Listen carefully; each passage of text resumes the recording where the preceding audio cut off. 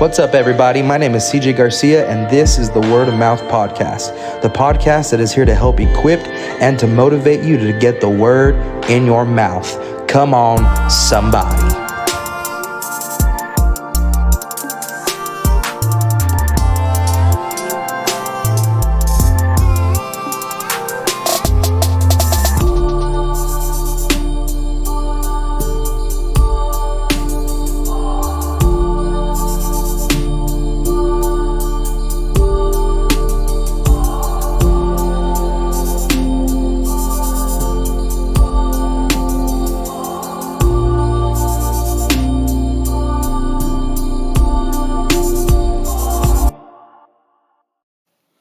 What's going on, everybody? It's Word of Mouth Podcast here again. I know it's been a hot minute since my last episode. Really, I did an episode on tattoos, how to win the world with tattoos, and I got some good responses on that, and it was a fun time. I'm actually gearing up to do some more interviews and some more content for you because I just feel something going on. But other than that, I'm here today. I'm joined with my favorite guest. I think I've had this guest on my podcast more often than not, and I might as well just be like, hey, this is a podcast with CJ Garcia and Reverend Izzy Hogan. But I have Izzy Hogan on the screen on the podcast yet again.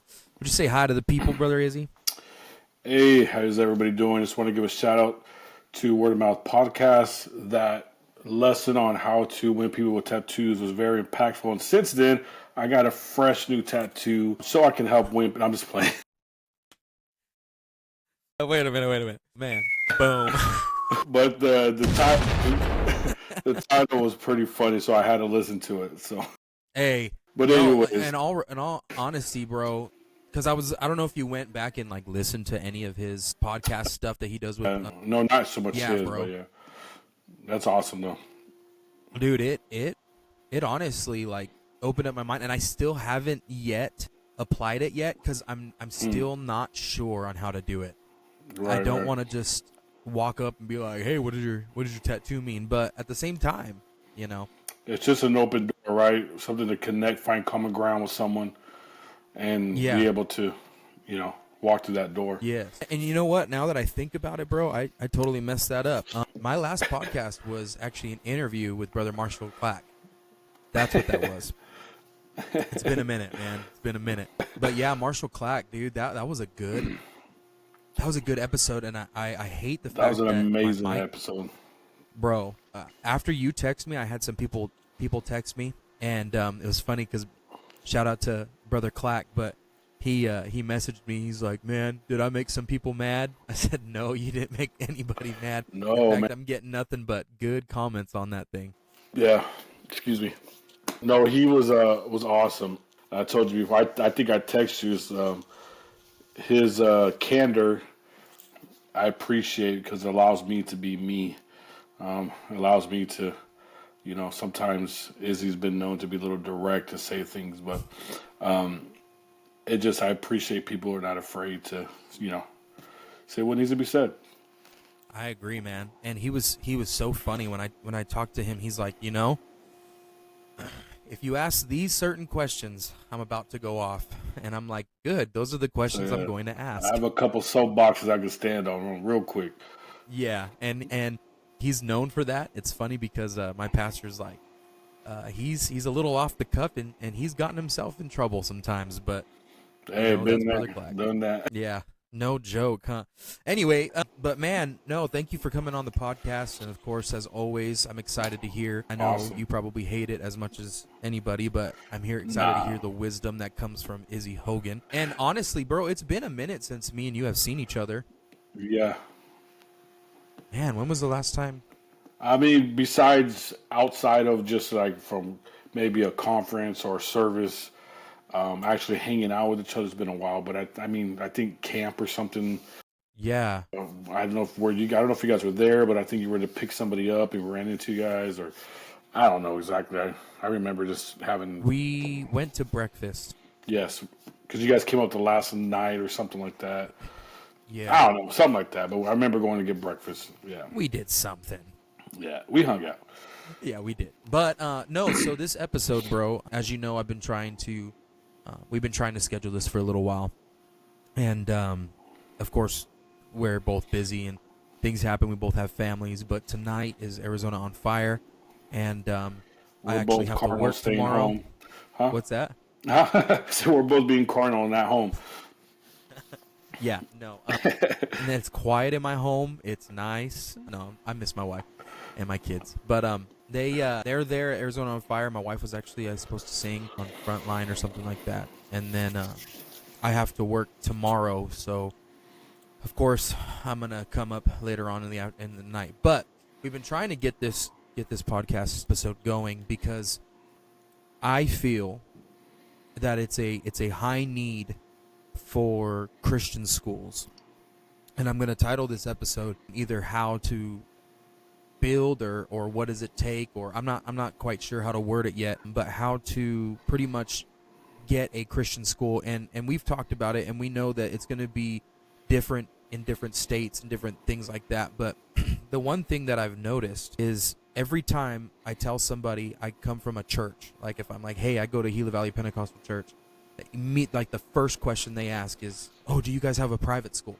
And I'm noticing like this trend that's coming about like everywhere. Maybe it's just in Arizona actually, but I know some people in California that are doing it, and I know there's some other people like in Arkansas and whatever that they're like wanting to do that Christian school because of how public school is going and what's being taught and what's being brought in and what's basically what really the agenda is. And so I homeschool my kids. We've got desks. My wife does an amazing job.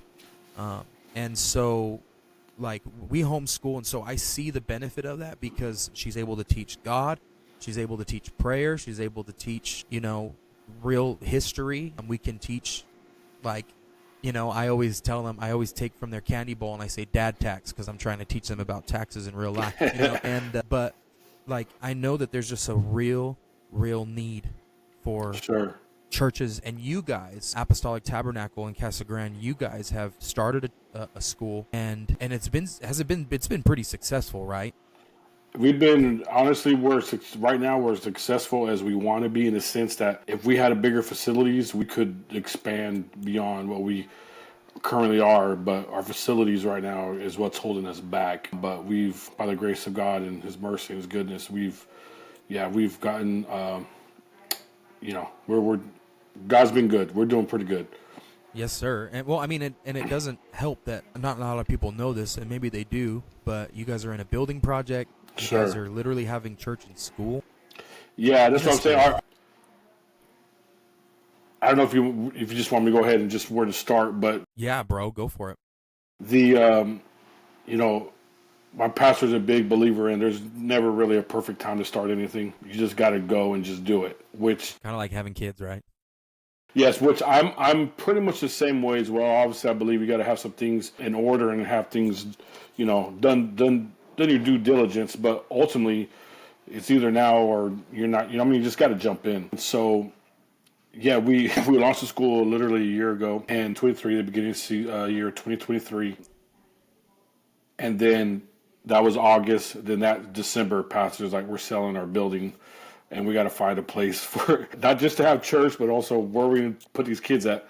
Yeah. And thankfully, at that time, we had barely about 15 kids at that moment. So it was a little bit easier for us, but it was still a challenge nonetheless to find something that we could move into, have school, but also have the ability to grow and not cost, an arm and a leg. So that part was and is still challenging, but thankfully we have been able to find a facility that gives us the ability to do what we need to do and still be cost effective. Sure. So that's the reason why we are pretty much, so let me just say this, we launched, let me just kind of start at the beginning. We've had, and it goes along with, if anything, a title or a direction, I think maybe the podcast, I don't think it should be like how to start one, simply because, like I said, every situation is different. But I do think understanding the value and how it can be done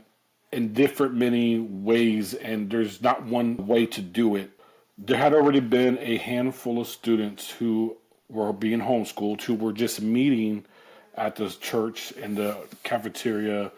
It started off just maybe once a week to kind of get together and to have some interaction, games, fellowship, Bible study. It just kind of started like that, just something very simple, and which honestly is something anybody could do. Any church can do. They could open up their, specifically in the state of Arizona, I don't know anywhere else, but they call them co-ops. Multiple of parents who homeschool their students, they just come together and they organize meetings, events. And so you could start off something that simple like that. Just if you already have a handful of students, being able to do that, you could do it. So that was kind of what's happening. There were maybe 4 or 5 kids who were just doing that. And then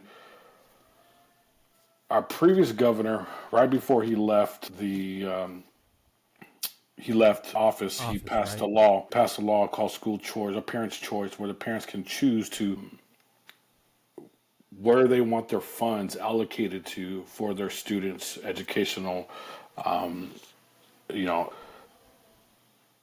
what that means is whatever funds the state already sets aside for public school, if I choose to have my kid go to homeschool, private school, any other school, I can say, hey, send these funds to this place. And so one of the parents who was doing this co-op, she was finishing up her bachelor program, finishing her student teaching up, and she came to our pastor like, hey, this thing just passed, excuse me, I think we should take advantage of this, and maybe we could find a way to get the funding and maybe start something here.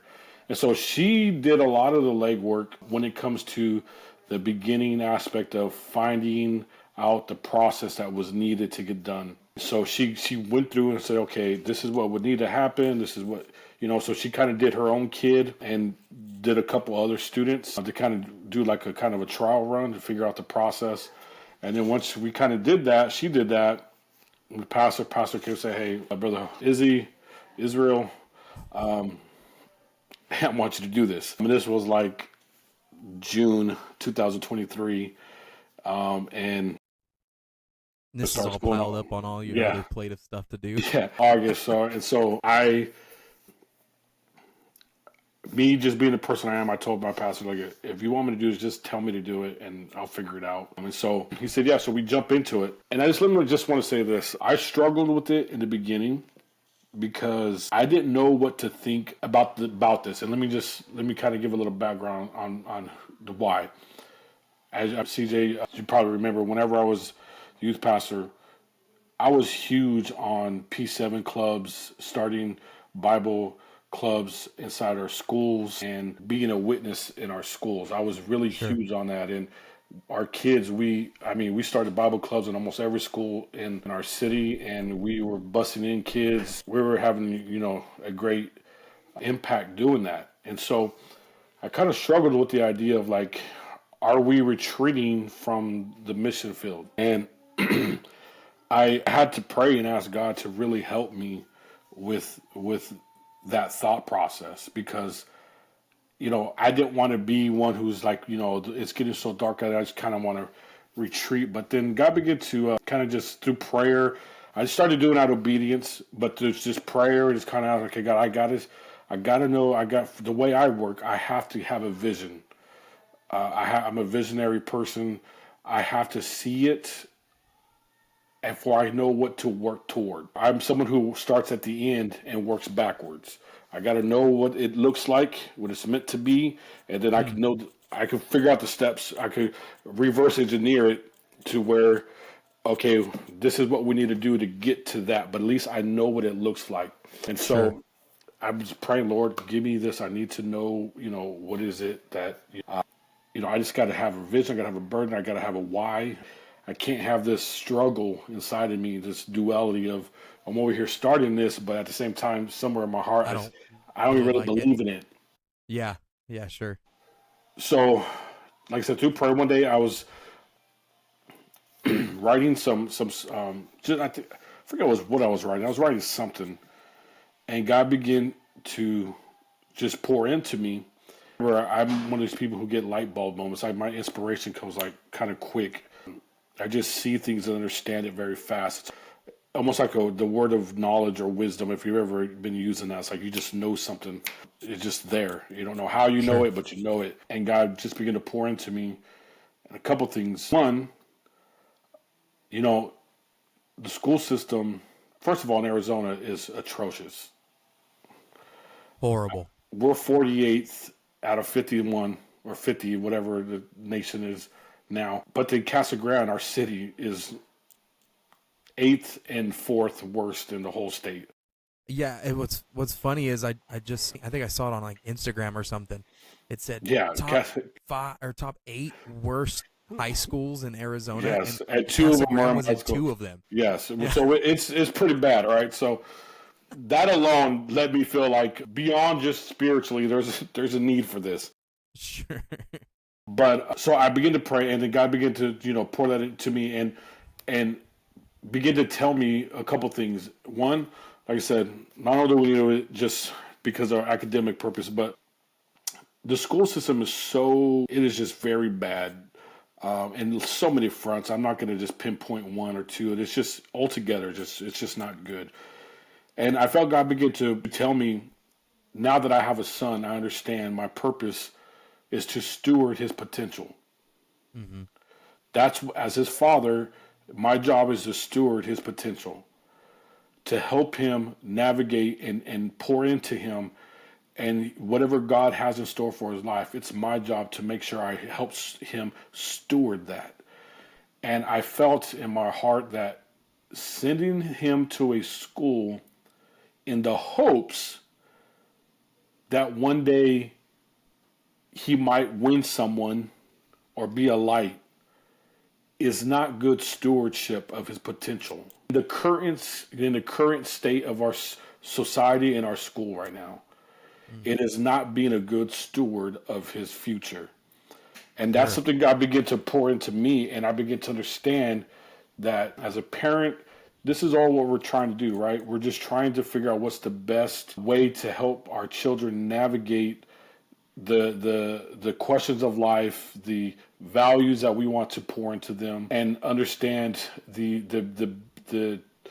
nuances and the realities of the real questions in life, and that is, who's my creator and my purpose and these things. Like, we want to help them to get to the point where they can answer these for themselves and have a true relationship with God and have an understanding of the Word of God. That's what we're called to do. That's what we're trying to do. And when we put them in a space that runs completely against those things, Sure. it's just the cost benefit is not there. Yeah. It's so imbalanced. They're there, 6-7 hours a day in these environments, being indoctrinated, being completely surrounded by this. Now, society, let alone 15 years ago, let alone 50 years ago, was completely different, right? Of course. There was, some sense of ethics and some sense of morality and what was wrong, what's right now. So the cost benefit is just not there. And so that's one thing God began to pour into me. Second thing was, and it was so vivid, is one of the phrases I've heard people say is, if we take our kids out of school, we're removing the light from the darkness. Yeah, I've heard that. And so I've heard that, and I used to think the same thing. And then God just showed me, said, no, you're missing the point. What you're going to do is you're going to build a new lighthouse. You're not taking a light from the community. Sure. You're building Yeah. a new lighthouse. And you're going to be shining brighter than ever. And now you're going to open up the doors for them to come to you. And the community could come to you in ways that maybe before they wouldn't have come to you.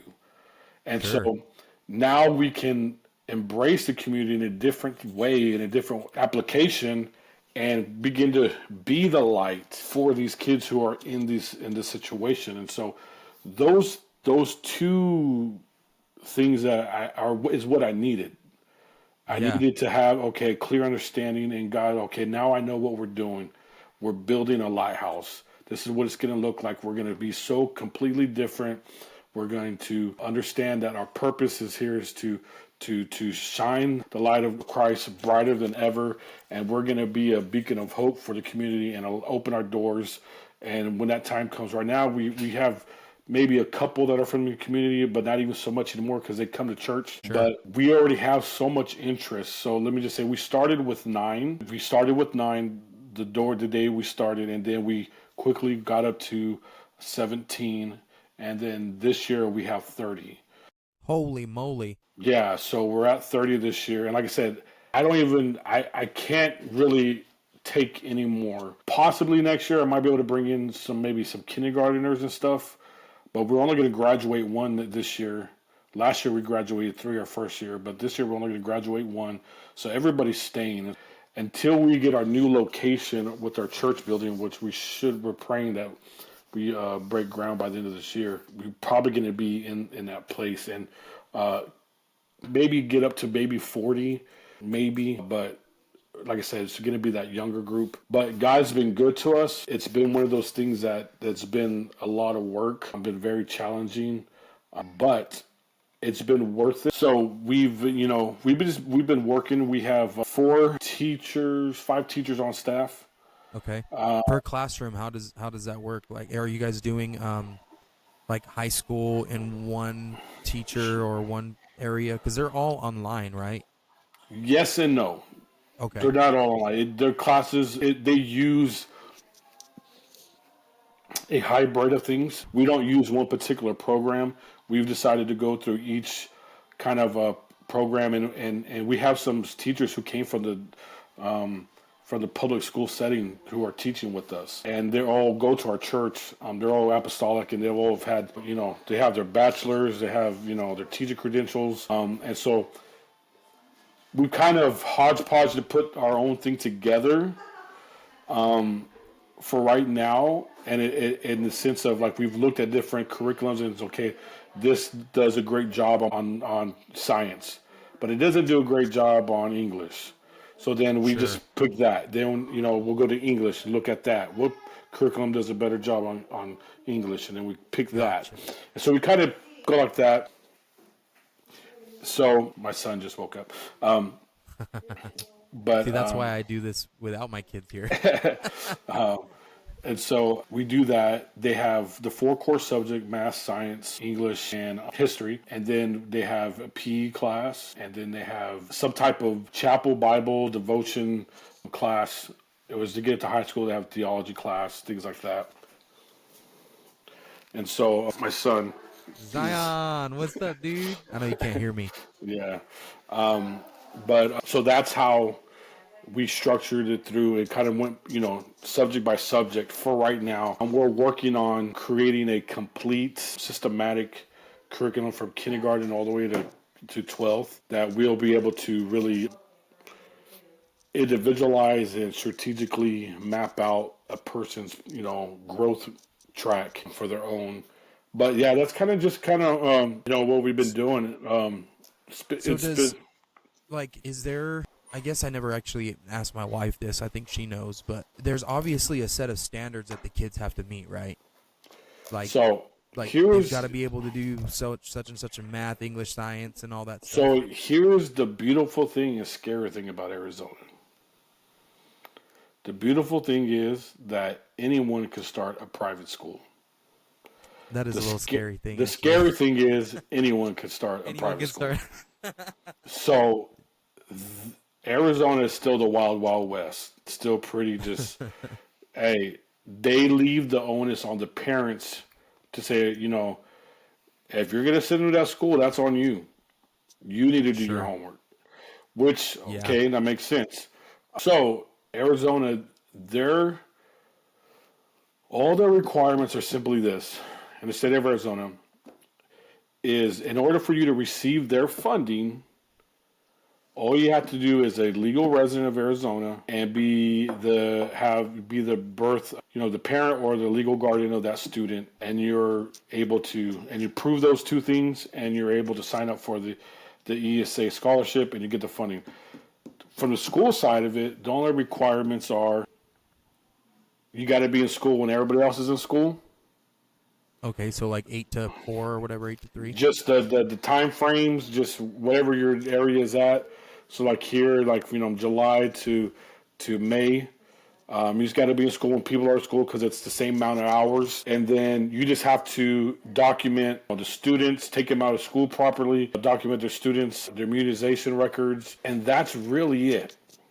So what? I don't know if you've run into anybody who's probably not immunized their kid.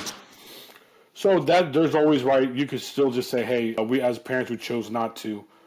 That's fine. You just have to have record of that. Yeah, you have record saying, hey, okay. Yeah, but that's really it. So everything else is of what we put the expectations of ourselves. Sure. And so that is where I've been leaning on our teachers for them to. So we have, right now, the way we're doing it is at the beginning of the year, the student is tested, and before we can know what they know. And at the end of the year, by what we know what they know, we'll set up a set of markers that say, okay, they need to know this by the end of the year for them to be able to progress. And then at the end of the year, in the middle of the year, actually it might be, by the middle of the year, they do another test to see how far that's gone. And then they continue the process until the end of the year. Gotcha. So that's kind of how we're doing it right now. But, and then, like I said, we have our own set of standards inside our own system and what we require and things like that. And in all of my studies and my research, I found what makes a school better than another school is literally just their expectations. Huh. What do they expect their young people? What do they expect their kids to learn? Sure. What are they going to push them to?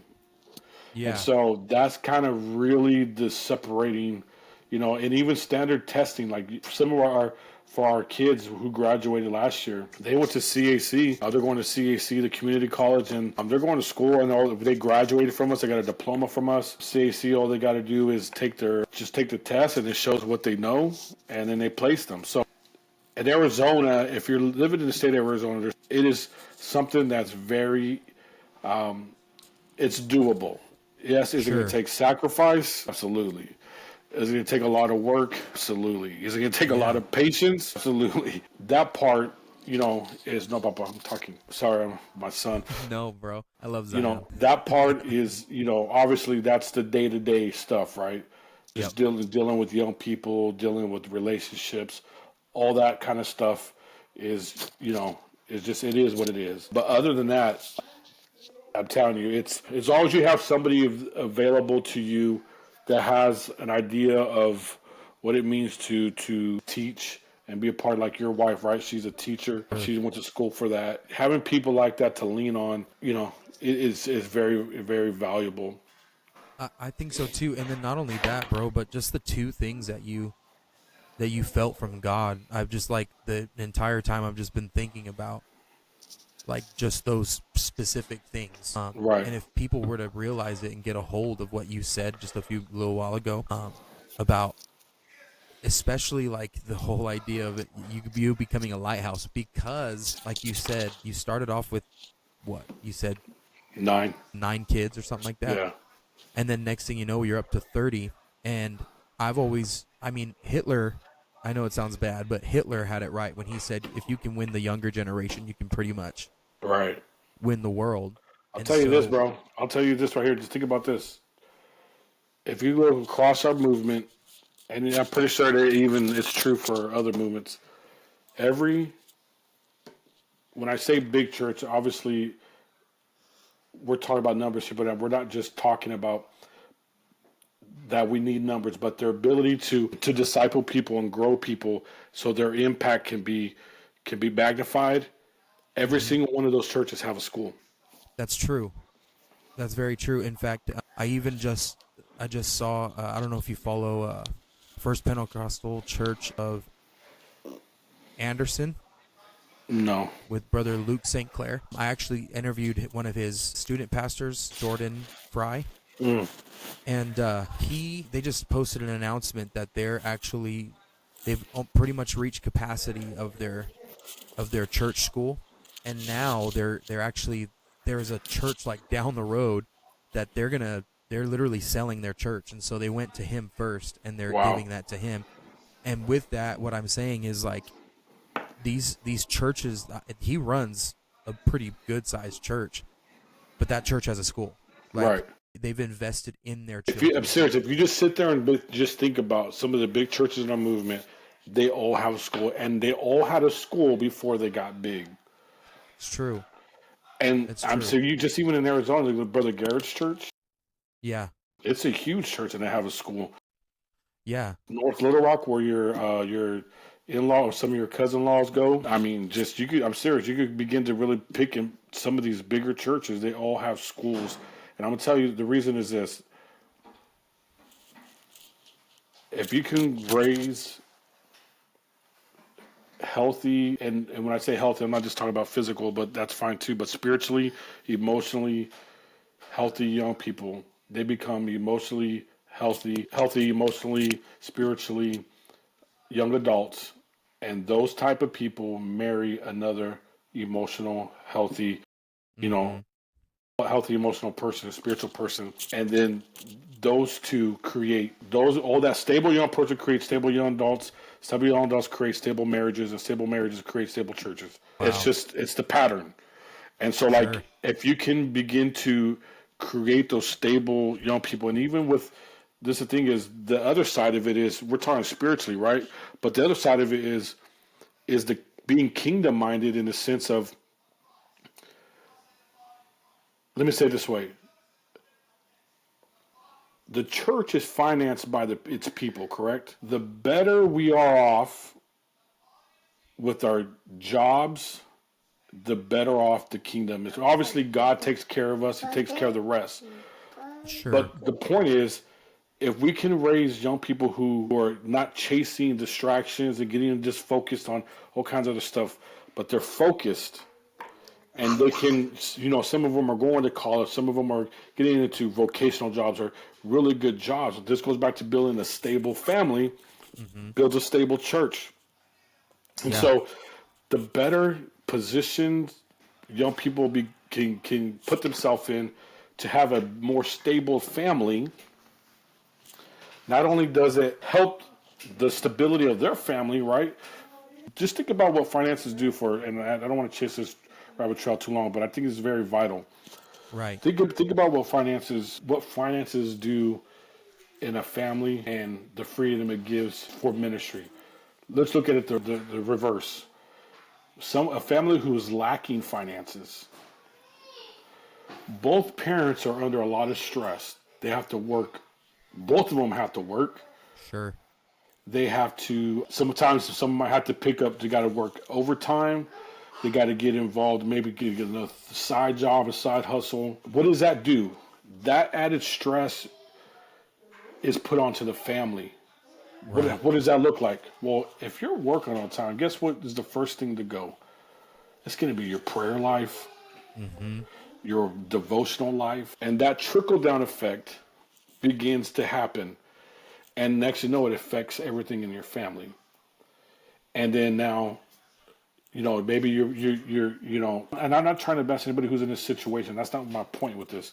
My point is, if we can understand the importance of education, and I don't think college is for everyone, but somewhere along the line, you're going to have to get some type of training, some type of educational,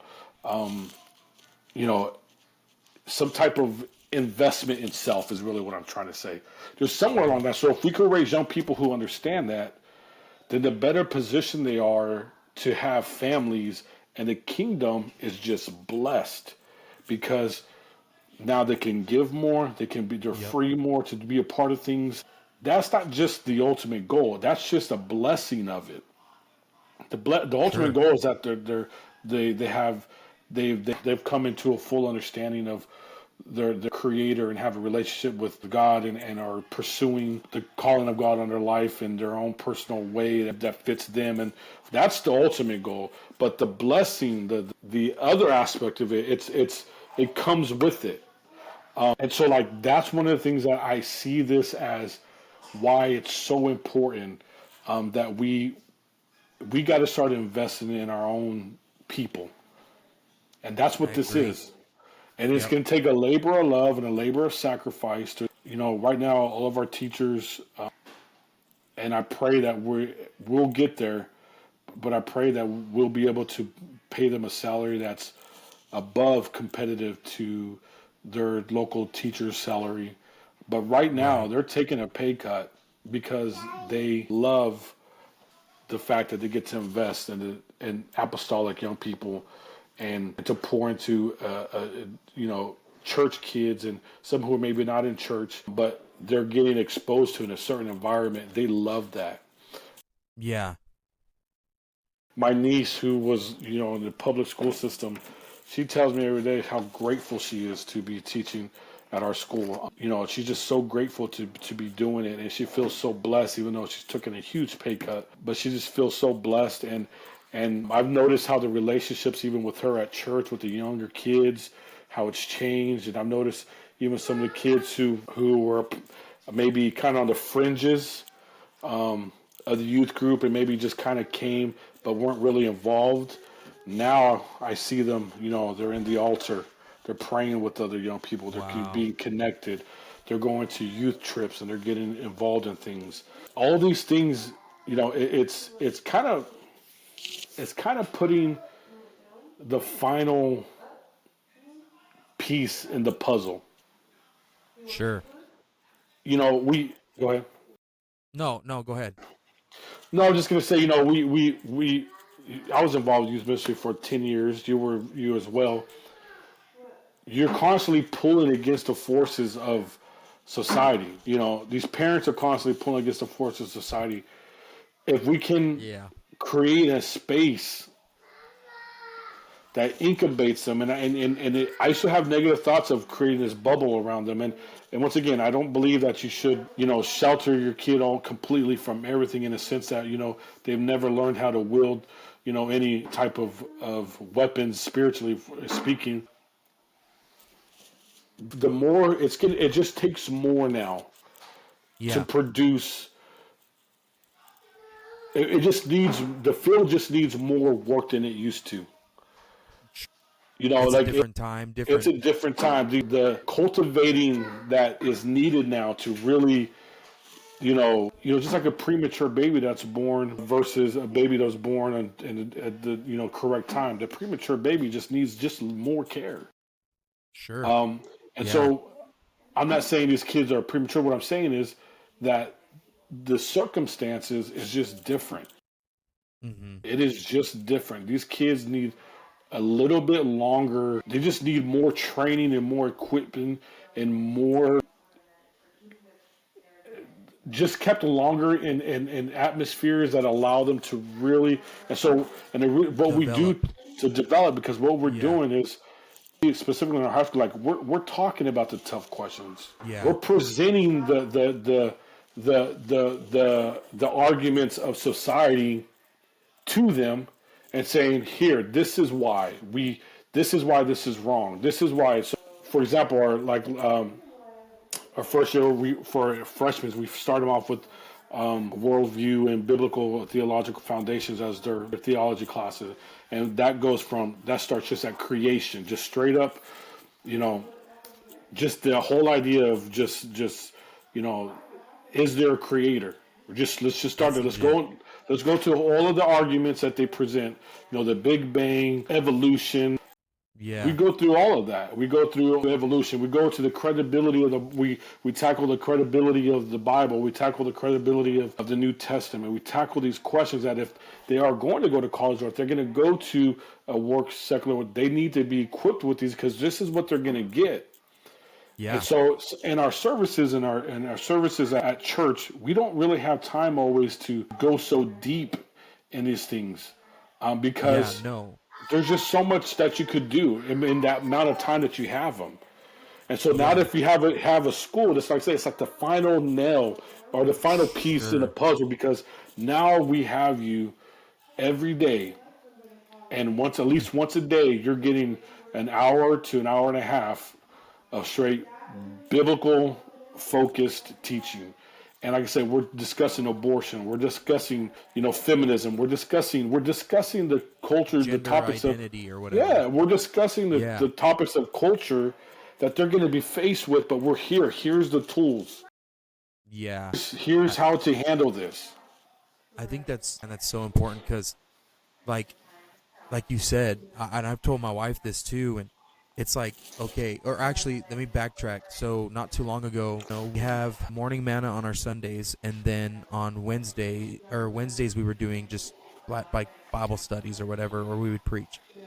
Well, my pastor went and did a Bible study in Biolis, and of course the people that were there, man, my eyes really watery right now. The people that were there are people that have been coming to church for years.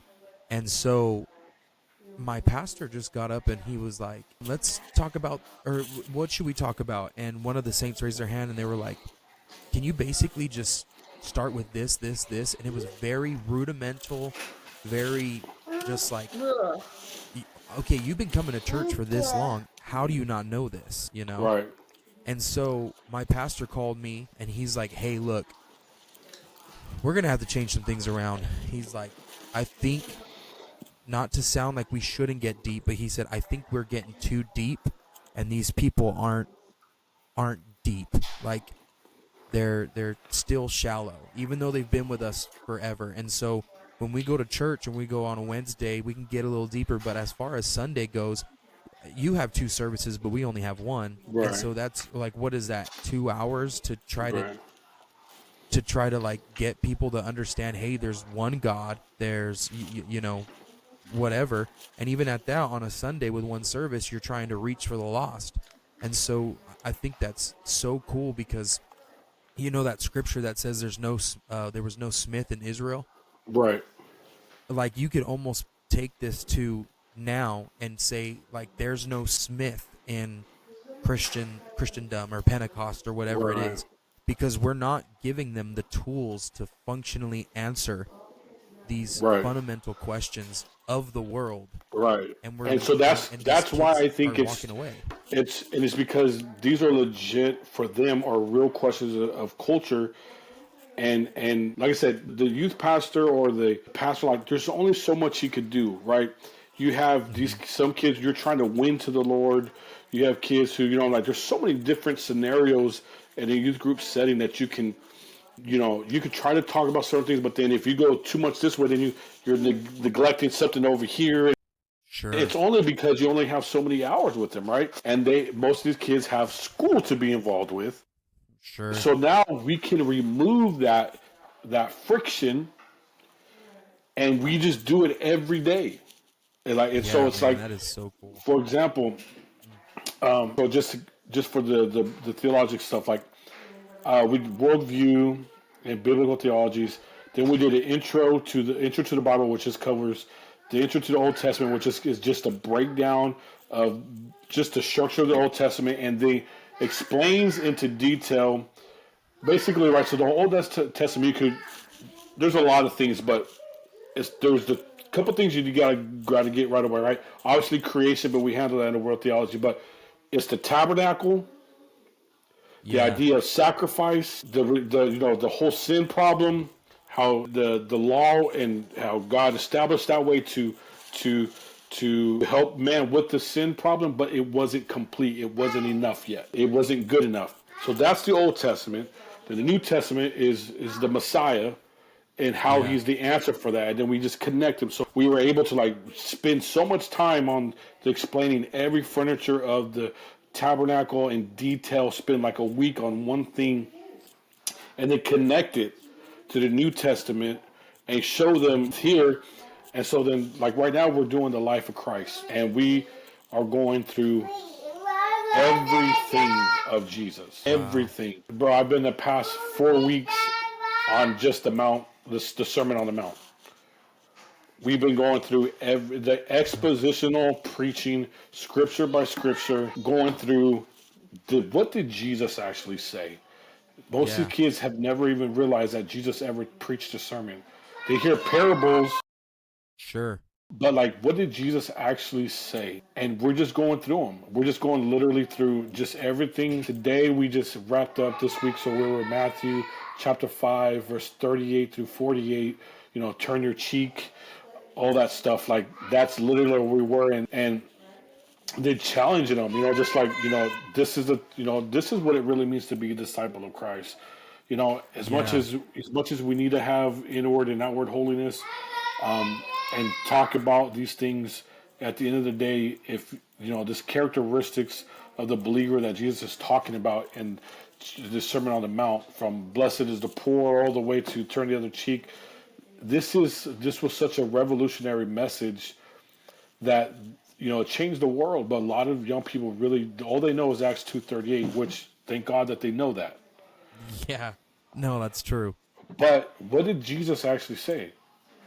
Yeah. What did And Jesus actually teach? man, so important because Yeah, go if ahead. anything, the world goes off and sits there and is like, well, Jesus said, "Judge not, lest you be judged." Exactly. Like, but what did he say that for? Like, what was the Right. context of that scripture? Right. Like, you can't just, Just bringing well, all that God is stuff into love. play, and then we're going to Yeah. spend the last half of this from November, December. We're going to spend a whole 2 months on just his passion, the whole last week of life of Jesus, and we're just going to dive into it, like just every aspect of it. And so it's like it just allows us to take our time and to just really pour. So on that side of it is why to me is like if you could find a way and find a couple people in your church, or if you already have a handful of homeschool kids and you have a space that it's big enough for people to meet, and you have some parents who are willing to jump in, you don't have to get all official like we did. You could do these co-ops and have people join and pitch in. We have some people who are retired who are not even on the payroll, but they want to come and help. And we have a brother who's just retired, is a lifelong engineer, smart guy, loves math. He does math problems for fun. Man, Some people do that's a crossword blessing. trouble. Some people do crossword puzzles. He does math problems. That So he guy's comes nuts. in. Have you prayed for him? Yes. No, he's about it. Very smart guy, but he loves teaching, and so he comes in and teaches the high school math Oh, that's so because cool. he's all up. He knows all the way up to like past calculus. So he's an engineer, but he comes and does it he just wants to do it. We don't pay him. He's retired. That's legit. We have other people who come in and help substitute. So it's a church-wide response. Everybody's jumping in. So there's a way to do it, and I think revival looks. We have an idea of what revival looks like, but revival could look like so many different things. Sure. And what I mean by that is the term revival, we even use it wrong. The way I'm using it is correctly in the sense that it's the reviving of, Of something we that's think been about dead. it as a fire service and people getting the Holy Ghost, Yeah, no, which, that's not it. yeah, which can be part of it because somebody who was once dead is now revived. But I'm talking Sure. about just, reviving, just life and hope and exuberance and excitement. And the parents are excited that their kids are going to this school. They want to be a part of it. They're pitching in, and we're just our church right now. That's kind of where we're at, and I thank God for it. Where everybody's just we're such in a space of flux right now that everybody's willing to do anything right now because like why not? I mean, like Yeah, for why sure. not? We're already doing this. Let's do that too. And Yeah, we're so setting up chairs every Sunday and we're we're taking them doing it, down bro. and Like, putting them up. why not? Let's do that too. Like because we're already out of the boat. What's the point? You know what I mean? To try to run back here, we're walking. Yeah. Just And if go we're gonna head that drown, we're way. gonna drown. And so like for us, it's been just a great thing. But I could honestly say, man, that it's I don't know how where this thing is going to end up, but for us, I think even if my goal with this is to get to about 100 students, and I think Wow. that can be very feasible. And my main goal is that with this program, we're going to be able to bring on most of if not everyone, I believe everyone from Apostolic Tabernacle ministry team on salary. And we should be able to have a church that's freed to just do ministry. That's amazing. And so that's the big picture. That's what we're trying to do. Be able to use this as an avenue to free up our pastor and other members of the church to just walk in their calling and not feel like they have to go to work. But at the same time, invest in our young people, invest in our children, and allow them to, as we continue to steward their potential, allow them to really become what God has in store for them. And we just want to be a part of that, and we're just excited about it, bro. Man, and I don't know if you know this. I don't know if I've ever told you about it, but as far as we know, when America was founded, a lot of people will sit there and say that it was, and it's true, it was Christians that were from Great Britain that didn't want to be, wanted to follow after that church. I think it was the Catholic Church or whatever. I might got my history wrong. But as they came here, they had these fundamental ideas on what America should look like. They had these ideas from everything that what America should stand by, one nation under God, They had all this stuff. Well, if you go check it out, anybody who's listening, go to YouTube and type in Matrix of Liberty. The Matrix of Liberty. Have you ever heard of that? No, bro. It's a statue. And let me see here. Oh, actually, I think I have. Maybe I think I have heard of that. About the Mayflower Pilgrims and then how they come over. It's basically this big old huge statue of a lady that's like showing, in every angle of around that statue is basically what America's founded on. And one of them is education. And they talk about how parents need to teach their kids diligently from the Word of God, from the Bible, from all this stuff. So let me say something here. There's a couple of things. Yeah. One, most Christians are conservative, right? Sure. Yeah. Most Christians will say, we don't need the government, we don't want the government involved in things. And even with prayer in school and all that kind of stuff, right? The truth is, it was never our government's responsibility to educate our children. No, it wasn't. It's always been ours.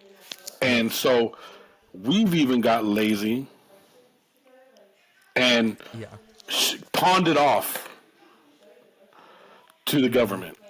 And then we get upset when the government is not doing it the way we want to do it. That's the truth, man. And so that's the truth. We have to take responsibility. We always want everybody else to take responsibility.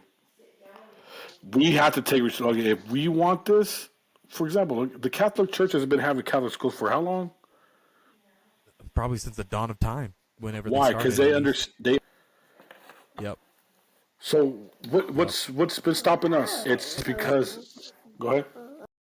Oh, I was just gonna say. I think it's because we've gotten so busy that the parents chase money, and they're well, let me backtrack. Two is the way that we're living and the economy and everything. It calls for two parents to be working. Right. So it goes back to everything like that, where we're too busy or we don't think we're smart enough to teach our kids or whatever. But that's not the case anyway. So let me just give a comment. Yeah, some people shouldn't be some parents shouldn't be homeschooling. I'll give you that. No, but my point is this: I think it's the church's response isn't to yell at the government. We shouldn't be yelling at them. Sure. We have the talent. We have the people. We just have to understand that we have to just shift some priorities and shift what we're trying to accomplish, what we're trying to do. Yeah. And now, once again, we are blessed to be in Arizona where the government has made a way for us to do this. So I understand that. I'm not saying that it's some people, like some places, it's going to be so expensive and so hard to get it done. But I believe if there's some people who really want to get it done, it'll happen. It'll happen. God will open the doors for that. We just got to extend our faith into those realms. Yeah. And then I'll tell you this. The reason is education used to be all about God. Mm-hmm. Look at Harvard, Cambridge, Oxford, Yale, Princeton. All of those major schools were all Christian schools, were Yep. established by Christian schools. And here's how the people thought of education in the old days. Education was, you needed to pursue education so you could learn about God. You use education to learn about God. And this is what transformed the way I thought about education. Because growing up, I was not that kid. But I realized real quick, wait a minute. If God's called me to the ministry, He's called me to a lifelong journey of learning. Sure. It's it. I have to be a student. That's what I'm called to do. I'm called to be a student of the Word. I'm called to be a student of Jesus, to follow, to pray, to listen, to get direction. That's what my whole life has been shifted to becoming a learner. Yeah. And so now I bring that up because sometimes we don't like, for some reason, and maybe just in our apostolic circles, we view education as just kind of like this necessary evil. kind of thing. And if you get too education, we almost look down on it. Sure, like education's pushing you away from God or the things of God. But if we begin to understand that all education has really been meant, we learn how to read so we can learn to read the word. We learn how to do even math, all this stuff, to learn how to run ministry. You got to learn how to do these things. It's all for the kingdom. You learn about history. You learn about science. You learn all these things to discover God, to learn more about Him. Yeah. So that's the purpose of education. And so I'm saying that, and I said all that just because, one, I was talking about, our pawning off of education to government and secular people, and they get mad because they're being worldly secular people. Sure. That's who they are. Yeah. So we have to, what do you expect them to do? You're mad that a sinner's a sinner. So we have to, instead of trying to change, now, once again, some areas, there's nothing you could do about it, so go to those city councils, do what you got to do. But if there's a way that you can, then take responsibility and maybe start looking for ways to do that. And I don't know everything, but if anybody ever had any questions, I'd be willing to help out in any which way that I can. I know quite a bit of people who are doing this, and I even have a friend here in Arizona who's a assistant principal for the biggest school in Queen Creek, which is a city here in Arizona, big city, and he's kind of continue to help us out. He's even started a school at his church, but there's more people starting to do this. And if anybody ever had any questions, about how we do anything, like I said, I don't know everything. I'm still learning a lot. Every day is a new day, and it's a new issue, a new problem, and but by the grace of God, we made it this far, and I really think God is in this, and if He tarries, we're really going to be able to see the fruit from this. It's not going to take long. Yeah. It's not going to take long at all, and it's going to be by our ones who are graduating. They're staying. So, and they're grounded. Man, that's so good. And I'm sure if anybody that's listening to this podcast, if you had, maybe you're in a different state or whatever, and you're like, hey, this is what I did. I would love to hear it. I would love to hear about how to do that, because I'm all about this. Like like I said, I have my kids homeschooled, but we've talked about a possibility of trying to start a school, and I've even talked to Brother Izzy about how do they do this, because I knew about the ESA funds and everything. But if you have any questions, you can probably message you on what Instagram. I'm on Instagram. You just type in Israel Hogan, you'll find me. Yeah. Israel Hogan. I'll leave a link in the description or whatever if you have any questions, if you don't mind. Or even could I leave your email too to see if anybody wants to email you? It's Israel Hogan at Gmail. Everything's Israel Hogan, man. I'm old enough to be one of the first for a lot of stuff. Hey, it's better than what I did. I have like two or three emails that just sound dumb. So, nah. But man, I really appreciate you coming on and of course doing this. It's been there for a while, and I know I know it's not easy, but man, I'm excited to see you tomorrow, and it's gonna be a good time, man. Thank you, bro. Yes, sir. No problem, man. Anytime. Yeah. Okay. Yeah, I know. Literally anytime, because I think I've had you on this podcast more than a lot of people. Hopefully the audio is better this time. I hope so. I think the last time we did an episode, we did it outside and it was windy, and we Yeah. thought it was good, and it wasn't. It was horrible. Hey, but next time if we do another episode, I have 2 mics now, and I will flip that mic and make sure that it's the right side, unlike Brother Marshall Clapp. That was horrible. Yeah, no, man. No, I'm excited. I'm excited about what you're doing with this podcast too, man. It's been fun to see you grow, man. Yeah, man, and I love it. Like I said, I'm actually getting ready. I'm trying to find somebody to interview. I've contacted a couple people. I'm gonna do some like an episode on biblical holiness, like what the true definition is of biblical holiness, and then I've got some other things by myself that I'm gonna do. But yeah, hopefully we'll get that done.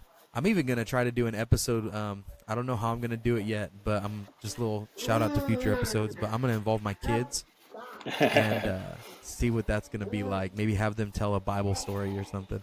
There you go, man. Tight. Yeah, man. But do you mind leading us out in prayer, and then we will come on somebody. All right, man.